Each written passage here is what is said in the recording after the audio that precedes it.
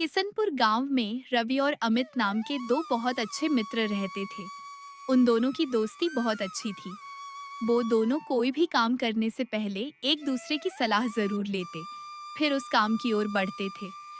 वो दोनों दिल के बहुत साफ थे। उन लोगों की दोस्ती को देखकर उनके गांव वाले बहुत जलते थे। रवि एक युवती से प्रेम करता था जिसका नाम रिया था, पर वो उसे प्यार से रानी कहता था। अमित उन दोनों की सारी बातें जानता था, पर वो कोई बात रवि किसी से नहीं कहता था। रवि जहाँ भी जाता तो अपने साथ अमित लेकर जाता, क्योंकि रवि अमित बहुत भरोसा करता था, क्योंकि वो भरोसे के लायक था। रिया और रवि एक साथ पढ़ते थे। उन दोनों की मोहब्बत की शुरुआत कॉलेज से हुई थी। रवि एक दिन जंगल की ओर जा रहा था, तभी वो देखता है नदी के किनारे पेड़ की छांव में रिया बैठी थी। रवि उसके पास जाता और उससे पूछता है।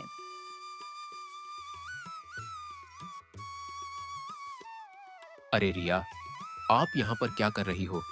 आज कॉलेज क्यों नहीं आई थी? क्या बात है? देखो, मुझे आपके बगैर वहाँ बिल्कुल अच्छा नहीं लगा। मेरा पूरा दिन बेकार हो गया है। रिया, तुम उदास क्यों हो? नहीं रवि, ऐसी कोई बात नहीं है। आज मेरा मन नहीं था, इसलिए नहीं आए थे। रवि, तुम मुझे एक बात बताओ, क्या तुम मुझे अपने घर की बहू बनाओगे? देखो, मना मत करना, मैं तुमसे बहुत प्रेम करती हूँ। तुम मेरी आखिरी उम्मीद हो। बोलो। रिया, तुम कैसी बातें करती हो? मैंने कभी मना क्या है? जितना तुम मुझे चाहती हो, मैं भी तुम्हें इतना ही चाहता हूँ। पर कभी तुम मत बदल जाना। तुम्हारे सिवा मेरा भी कोई नहीं है। चलो, अब तुम घर पर जाओ, वरना तुम्हारी घर पे डांट पड़ेगी। नहीं रवि, पहले आप वादा करो कि तुम मुझे कभी छोड़कर नहीं जाओगी। अरे नहीं जाऊंगा बाबा, अब तुम घर जाओ। फिर वो लड़की अपने घर वापस लौट जाती है। रवि उस युवती का प्रेम पाकर बहुत खुश रहता था और शाम को सारी बातें अपने दोस्त अमित बताता था। अमित रवि को बहुत समझता कि भाई, तू उसकी बातों पर भरोसा न कर, एक दिन वो तुझे छोड़ देगी। पर रवि अमित की सारी बातें हंस सुनी कर देता था। कुछ दिनों बाद रवि बहुत ज्यादा पैसों की जरूरत पड़ गई। उसने अमित से कहा। अरे भाई, मुझे कुछ दिनों के लिए बाहर जाना पड़ेगा, क्योंकि मुझे बहुत पैसों जरूरत पड़ गई है। तब तक तुम रिया का ख्याल रखना यार। नहीं यार, तू जा रहा है तो मैं यहाँ क्या करूँगा? चल, मैं भी तेरे साथ चलता हूँ। एक से दो भले होते। फिर यार, तेरे जाने के बाद मेरा भी मन नहीं लगेगा।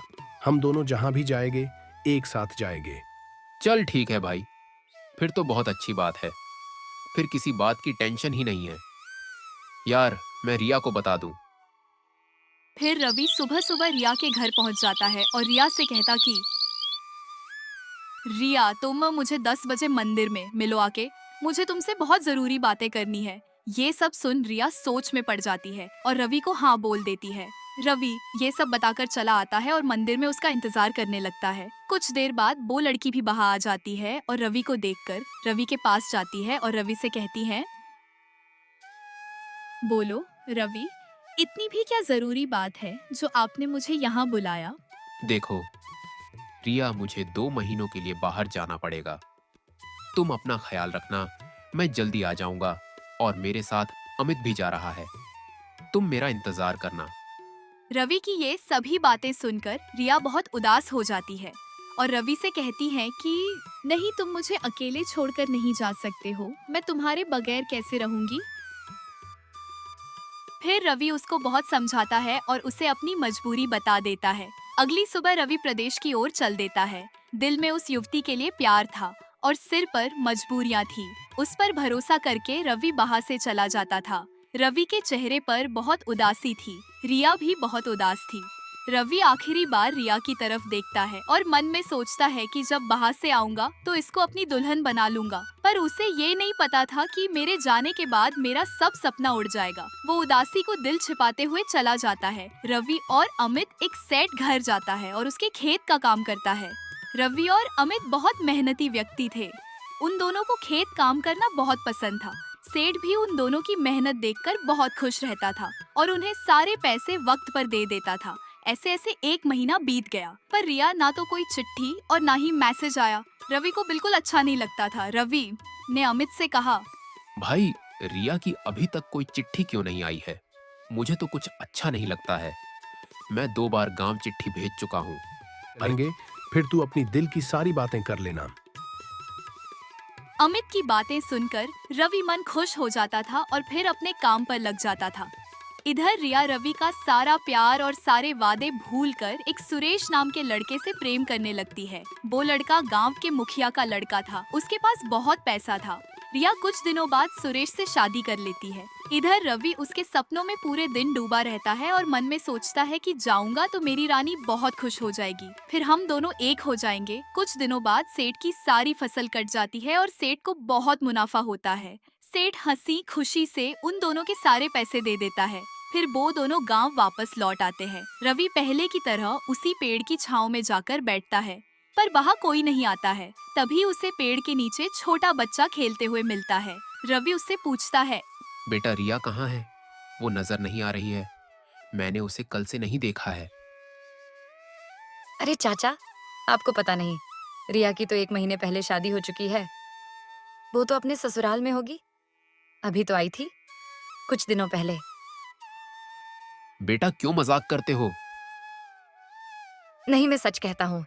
अगर मेरी बात झूठी है तो आप सुमित से पूछ लो। फिर रवि सुमित के पास जाता है और उससे रिया के बारे में पूछता है। सुमित भी उसे यही बातें बताता है और कहता है, हाँ रवि भाई, वो बच्चा सही कहता है। रिया की 1 महीने पहले शादी हो चुकी है। क्या आपको उसने कुछ बताया नहीं? वो तो आपको बहुत चाहती थी।